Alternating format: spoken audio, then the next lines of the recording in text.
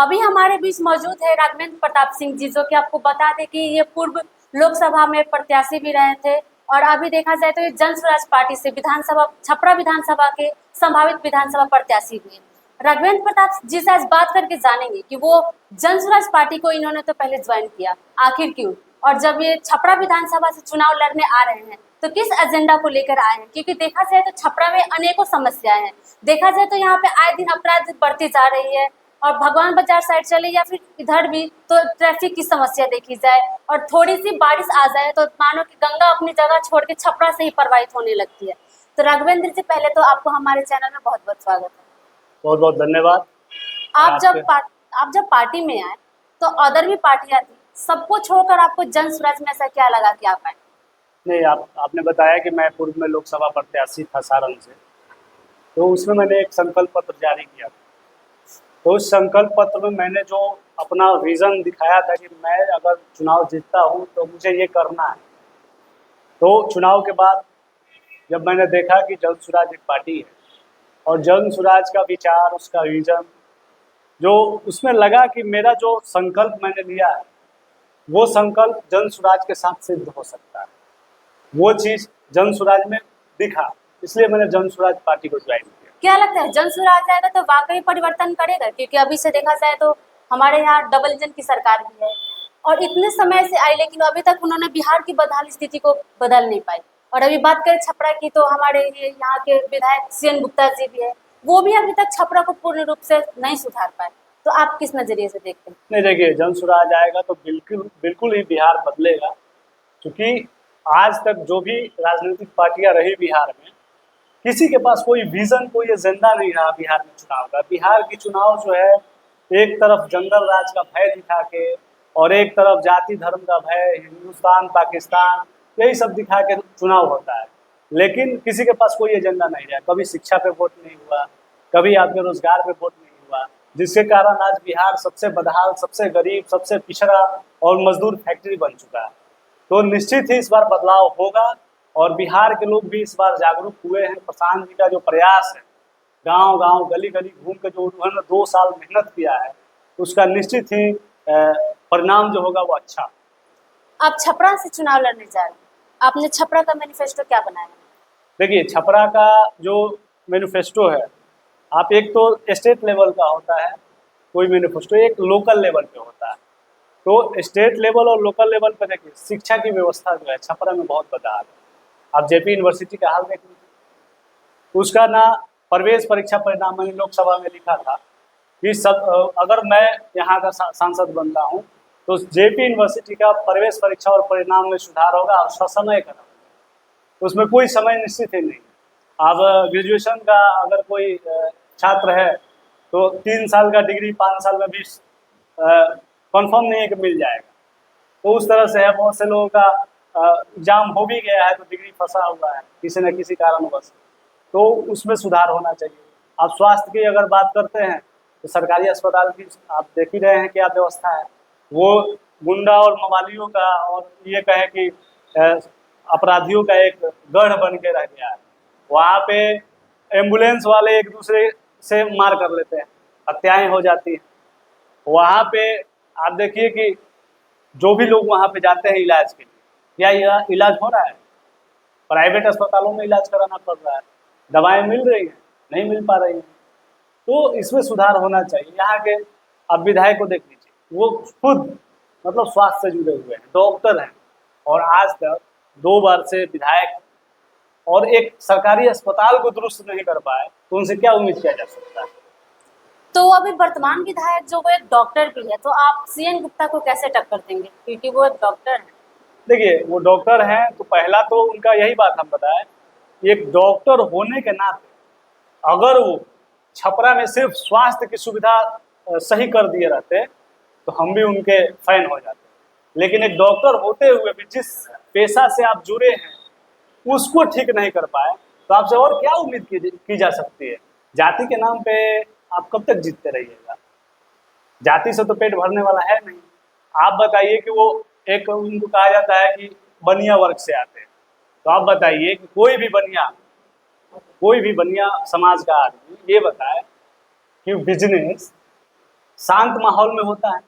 और अपराध देखिए, अभी तो 2 दिन पहले दोहरा हत्याकांड हुआ है, तो कहाँ सुरक्षित लोग।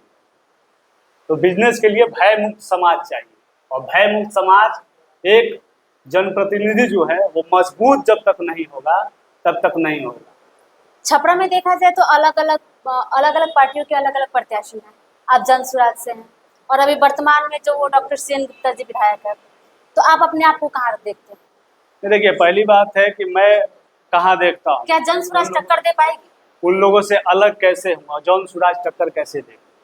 पहली बात कि अभी तक जो भी विधायक हुए हैं छपरा से, कोई भी लोकल नहीं हुआ, और जरूरत है एक बार लोकल विधायक की। अगर छपरा को बदलना है तो छपरा का विधायक होना चाहिए।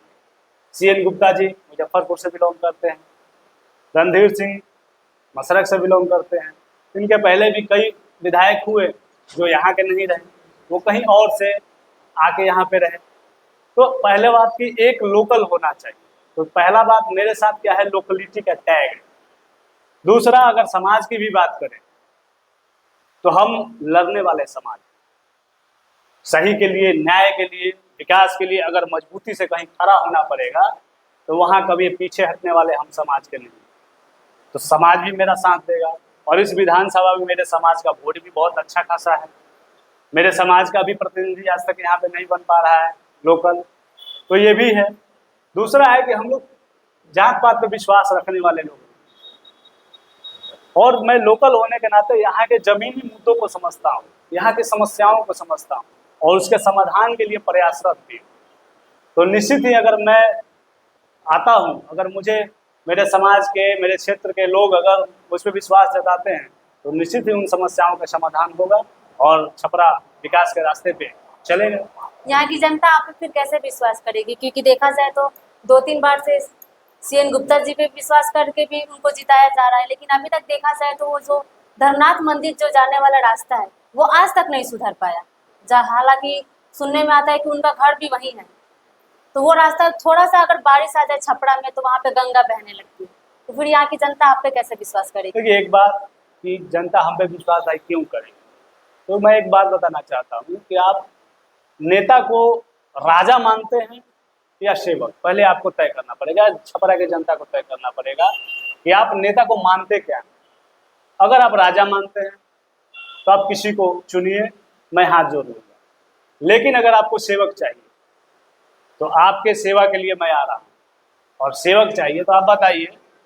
राजा को सेवक जब आप किसी को बनाते हैं, अपना सेवा जब वो आपको करता है, तो उसको आपको उसके पीछे संसाधन खर्चा करना पड़ता है, उसको पेमेंट देना पड़ता है, या उसके हर चीज़ का ख्याल रखना पड़ता है। तो अगर आप सेवक चुनना चाहते हैं तो मेरे ऊपर इन्वेस्ट भी करना पड़ेगा। मेरे पास पैसे भी नहीं है कि जो मैं चुनाव लड़ूंगा। और राजनीति को व्यवसायीकरण से जब तक दूर नहीं किया जाएगा, क्योंकि मेरा खुद का मानना है कि राजनीतिक व्यवसाय का क्षेत्र नहीं है, राजनीतिक सेवा का क्षेत्र है। जब तक ये समाज का ये जो बना हुआ है सोच ये नहीं बदलेगा, तब तक कुछ नहीं बदलने वाला है। और मैं एक नई राजनीति की शुरुआत करने आया हूँ, एक युवा हूँ। मैं चाहता हूँ कि राजनीति का ये जो पहले से जो बना हुआ है वो चीज़ बदले, और इसमें जो वही लोग आए जो पहले भी कुछ, जब आज़ादी के बाद कुछ राजनीति में कुछ वैसे ही लोग आए थे जो समाज की सेवा करने वाले थे। लेकिन धीरे धीरे अपराधीकरण इसमें घुस गया, व्यवसायीकरण घुस गया, इसमें पूंजीपति लोग, अपराध करने वाले बड़े बड़े गुंडा मवाली, वही लोग विधायक और सांसद बन पाए। इसलिए इस चीज़ का पूरा सा मतलब ये सब बिगड़ गया। तो फिर से उसको बदलने की आवश्यकता है, और एक सही लोग, जो जन स्वराज का भी एक आधार स्तंभ है, सही लोग, सही सोच, सामूहिक प्रयास। जब तक हम सही लोग एक मिलकर एक अलग मंच, एक अलग रास्ता नहीं बनाएंगे, तब तक कुछ सुधरने वाला है नहीं। राघवेंद्र जी, आप एक युवा हैं और देखा जाए तो समाज सेवा में अलग अलग कार्यों में लगे भी रहते हैं। आप युवाओं के लिए विशेषकर क्या सोचें? देखिए, कुछ बातें हैं जो नहीं कहना चाहिए पहले, चूँकि पॉलिटिक्स में कुछ लोग आपका विजन ही चुरा लेते हैं। तो मेरा एक युवाओं के लिए अलग सोच है। मैं खुद एक युवा हूँ, और एक युवा होने के नाते युवाओं की क्या समस्याएं हैं उसे बखूबी समझता हूँ। युवाओं की क्या दर्द है, क्या पीड़ा है, वो मैं बखूबी समझता हूँ। तो मेरा एक अपना है कि अगर मैं जीतता हूँ तो पहली बात, आज मैं छपरा के तमाम जनता जनार्दन के सामने और युवाओं के सामने खुल के कह रहा हूँ कि अगर मैं जीतता हूँ, अगर आप मुझे मौका देते हैं, तो मैं विधानसभा का जो विधायक का जो भी पेमेंट होता है अपने पे खर्च नहीं करूँगा। उस पेमेंट को मैं छपरा के युवाओं के लिए, उनके उज्जवल भविष्य के लिए, चाहे वो जिस क्षेत्र में जाना चाह रहे हैं उस क्षेत्र में जाने के लिए उनको सपोर्ट करने के लिए उनको मदद करूंगा उस पैसे से। उससे कुछ मेरा योजना है जो अभी नहीं बता पाऊंगा, उस चीज़ को मैं लागू करूंगा जिससे उनके लिए एक अवसर उपलब्ध होगा। चाहे वो फोर्स में जाना चाहते हैं, खेल के क्षेत्र में जाना चाहते हैं, तो उससे मैं मदद करूंगा, गरीबों की, मजलूमों की मदद करूंगा। वो मैं अपना पेमेंट अपने ऊपर कभी खर्च नहीं करूंगा। अच्छा, आप एक युवा हैं और अभी के समय में देखा जाए तो युवा अलग अलग क्षेत्र की तैयारियां कर रहे हैं, कोई फोर्स लाइन हो, कोई डॉक्टर लाइन हो, लेकिन आप राजनीति को क्यों चुने?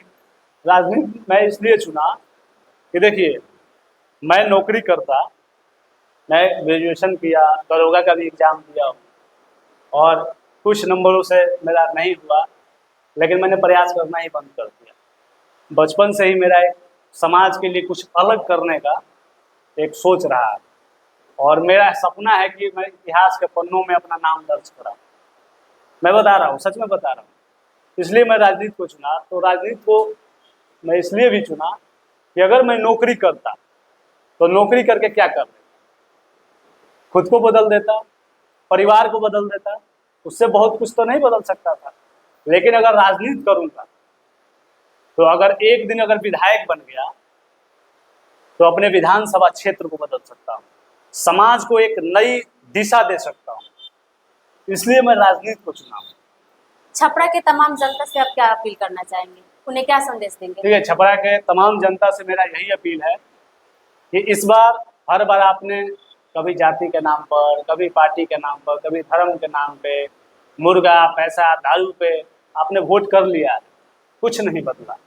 एक बात बिहार के नाम पे, अपने बच्चों के भविष्य, उज्जवल भविष्य के लिए, शिक्षा के नाम पे और रोजगार के नाम पे आप वोट कीजिए।